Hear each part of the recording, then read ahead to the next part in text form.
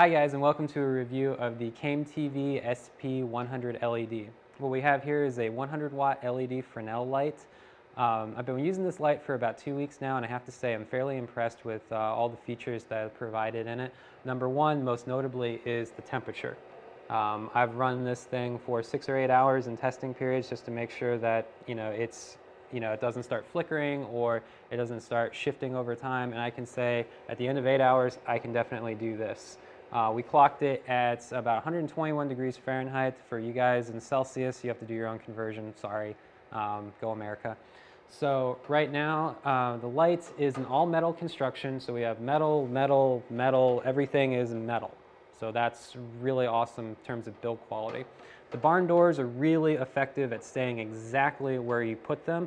And the nice part is that they have a locking mechanism right here. So like if you've worked with older babies or older Fresnels or anything with barn doors that doesn't have a locking feature on them, and you go and pick them up and then they fall out, that's not going to happen with this. So the retention mechanism on the barn doors is actually pretty fantastic. They give you a nice locking features on here. This locks really solid with the included yoke. Probably like one of the best features of the light is that it's dimmable from 100% all the way down to 0. It's not 1% gradations like some of the higher end lights out there. It's going to be more of like every 10%. So it's probably, you can think of it as being stepped from like 1 to 10. But in sections it does get a little bit smaller than that. So it's really nice. But so between the focusing knob right here, the barn doors, and the dimming functions on it, this is an extremely versatile light.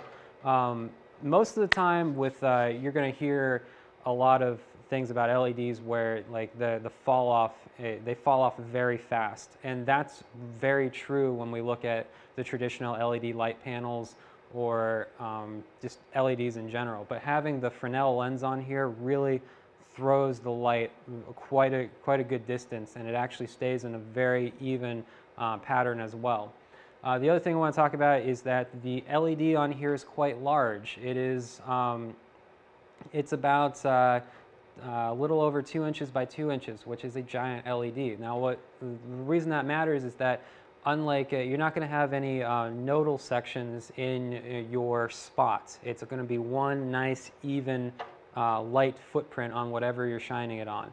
So that makes, you will have to use less diffusion and, just less things to get rid of that nodal point on there.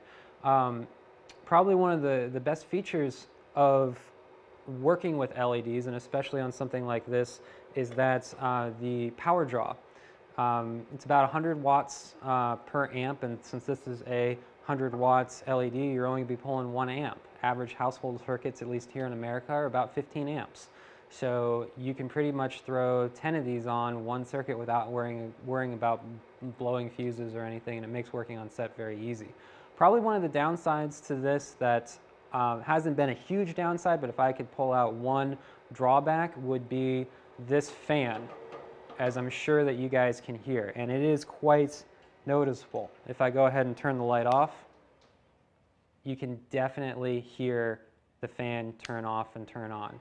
I would really like to see in a future update a fan control speed, especially if there is a way to do it, turn them on, regulate the speed of the fan while you're shooting and then while you're just setting up so that it doesn't overheat, because the LEDs do get hot. It's just that this has a very, very good heat management dissipation system in it.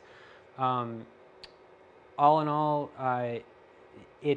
the color temperature is actually very good. It's rated at 5,600 degrees Kelvin, which is a bit cool. So mine comes out at 5,300 degrees Kelvin once we put it on the scopes, which is exactly right in line with what the company said it was going to be. They're rated, like I said, they're rated at 5,600.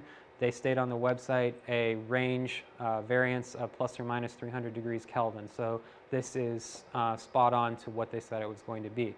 That being said, if you're not going to be shooting outdoors all the time, or if you don't like that cool, like crisp lighting effect that 53 or 5,600 degrees or higher would give you, you're going to have to pack your CTOs and the rest of your gel package in order to change this color into what you want it to be. Definitely, if you're going to be shooting indoors with tungsten, you have to have a full tungsten gel package for everything from full to 1/8 in order to get it to where you want it to be. The nice part about this being a pure white LED though is there's really no color shift green or magenta on it at all. You're going to be able to gel it very easily. And then because it's not hot, you really don't have to worry about burning up gels or doing anything like that. I mean, I'm planning on putting strip magnets on my gels and just popping them onto the barn doors themselves and being done with it. So it makes mounting and working with the light very easy. So okay guys, let's go to some close-up shots and some beauty shots and we'll send you on your way.